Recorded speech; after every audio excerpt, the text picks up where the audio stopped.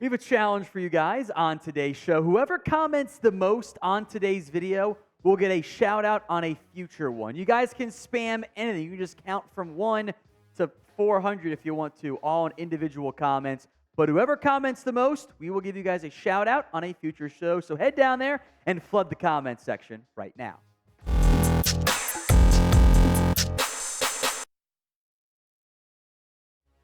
We're going to begin with the latest on Damian Lillard, as reports have surfaced over the past couple weeks about the Celtics' potential interest in a trade. Jason Tatum was recruiting Dame to Boston over his, I think, rather obvious preferred landing spot at this stage. It kind of sounds like Damian Lillard really, really badly wants to be in Miami. And despite having all of those trade assets, it does seem a little bit unlikely that Lillard will end up in Boston. He might just end up preferring going to a different spot altogether. And it seems like Boston themselves are not that interested. Here's what Adam Himmelman of the Boston, I believe I'm pronouncing that correctly. If not, I'm terribly sorry. The Celtics have no intention of entering the Damian Lillard sweepstakes, according to league sources. Things can change suddenly, of course. Maybe Boston gets pulled in as a third team in a deal. But the Celtics are not pursuing the Trailblazers star, whose trade request has become the story of the NBA offseason. Maybe the biggest reason as to why, beyond the alleged asking price, the fact that Dame doesn't want to go to Boston, maybe it's from the Celtics' perspective, is that Damian Lillard is older significantly than the rest of the current core set in of Jaylen Brown, of Jason Tatum. No, you might have to move Jaylen Brown to get him, by the way. But point guard is a need. You move on from Marcus Smart to help acquire Tingus Pingus, Kristaps Porzingis. I think Derek White, Malcolm Brogdon can hold down the fort, so to speak, of being the point guard, knowing that Jaylen Brown and Jason Tatum are guys that can be ball dominant despite the maybe not the best playoff effort out of Jaylen Brown there. I mean, Tatum was the second leading assist man behind Marcus Smart. Should go up for White and Brogdon. So I understand why many Celtics fans had interest in potentially acquiring Damian Lillard because he's awesome. They would have helped their immediate playoff chances, I think, their title chances by acquiring Lillard. But be honest with me. Did you guys want Damian Lillard in Boston? Are you disappointed by the pretty credible reporting that Boston will not be acquiring him? This is going to be today's pinned comment, so if the ad plays here on YouTube, ignore the ad. Nobody cares. Instead, head down and vote. Y for yes, N for no at the pinned comment of today's show. Now, despite the maybe disappointment there, Himmelman also suggests that Boston could still be in the market for a major splash. Two-part quote here from Himmelman. Again, I think I'm pronouncing that correctly. If not, I'm terribly sorry. No, the Celtics do not have a plan to start a youth movement centered around draft picks in terms of why they acquired all those picks in the trades from Trader Brad. This capital will eventually serve as currency in a larger deal with the Celtics well-positioned for a seismic strike, league sources said. The spree of recent activity has spread speculation they could be staking out their big move right now, but a league source said that appears unlikely. That is super interesting to me in terms of the plotting behind the scenes from Brad Stevens and company about a potential major splash move.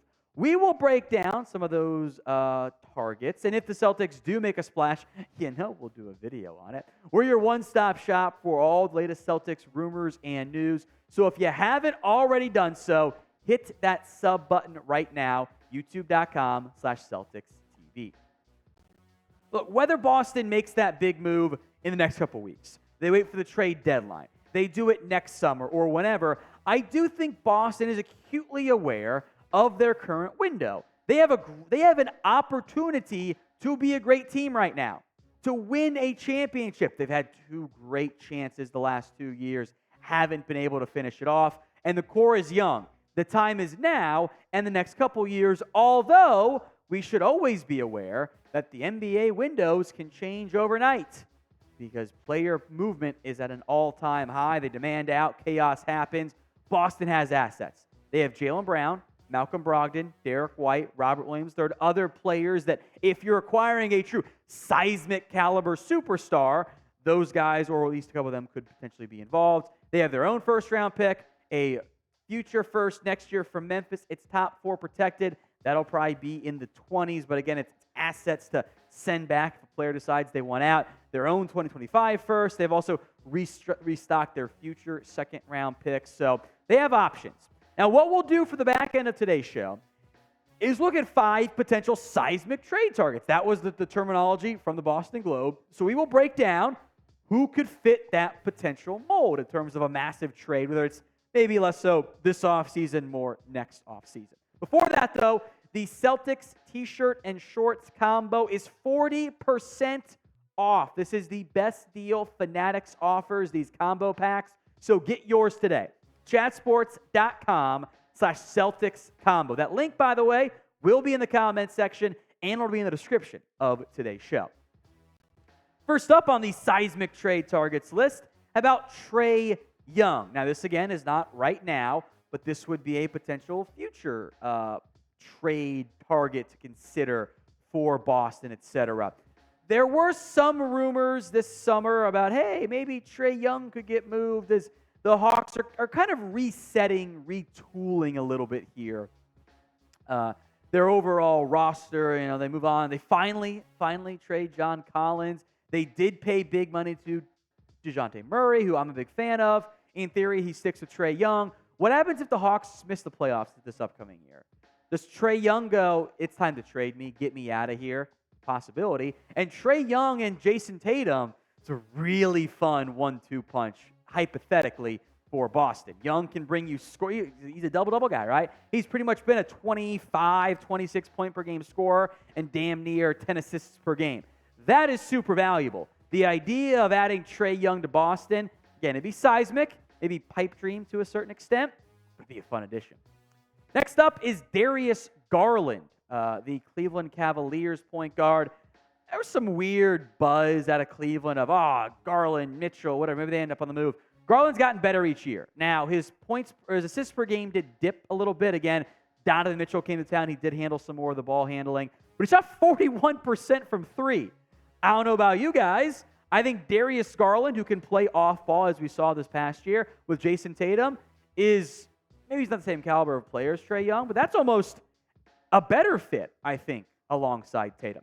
Garland would be the best Celtics point guard since Kyrie Irving, and he's far more reliable. He's not going to be flaky, weird guy of like, Earth is flat, whatever. Like, he's not going to be a problem for him, or for Garland. So I think that actually does make a lot of sense as a potential target for Boston.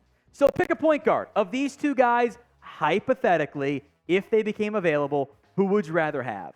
T.Y. for Trey Young, D.G. for Darius Garland. Go pick your Celtics trade target in the comment section. Now for a player who we know has been on the block, or at least linked in trade rumors for a long time, Zach Lavine. There was a report, by the way, that came out on Friday from NBC Sports' Casey Johnson, a Bulls beat writer, that Lavine has been in preliminary trade conversations with both the 76ers and the Trailblazers. It doesn't really make a lot of sense. What are the Bulls doing? I don't know. Who knows? Does it make sense for the Trailblazers? No, but whatever. Who cares? Lavine, my concern here is, what are you doing with Jaylen Brown in this hypothetical trade? Like, Lavine's a good basketball player. He can shoot. He can score. I think he's a better defender than sometimes given credit for. If you didn't have Jaylen Brown, it would make sense. But I think the Jaylen Brown role is the Zach Lavine role. So unless you're doing something really wonky, he's my least favorite target on this list. Zion Williamson is next up here. Now, that is seismic, especially if sometimes he's having the weight issues that he's had in the past. Mean joke, but also, you know what, kind of true. There have been rumors, and this was more around the NBA draft, of a Zion trade. The Pelicans were trying to get a top 3 pick because apparently they really, really wanted Scoot Henderson. Maybe that was to the Blazers to keep Dame happy. Who knows there?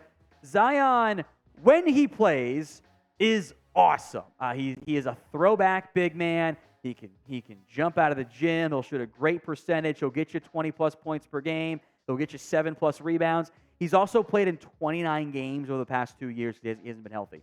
If he's healthy, he's electric, but who knows? Meanwhile, finally, Giannis Antetokounmpo. This would definitely count as seismic. And it is at the point, and this is again from Ian Begley, who's a Knicks reporter, that's the main source there, that several teams are monitoring Giannis and his future in Milwaukee. He's eligible for a new extension this summer. If the Bucks get bounced again in the playoffs early this upcoming season, maybe Giannis could be on the move. Maybe he decides, you know what, I don't want to be in Milwaukee anymore. Get me to a bigger city, chance where I have a better chance of winning games. A Giannis-Tatum duo, that's the best big two in basketball. I don't think anyone would argue too much right there. Tatum can still shoot better than Giannis can, but Giannis gets you better rebounding, can still handle the ball there. This was the definition of seismic.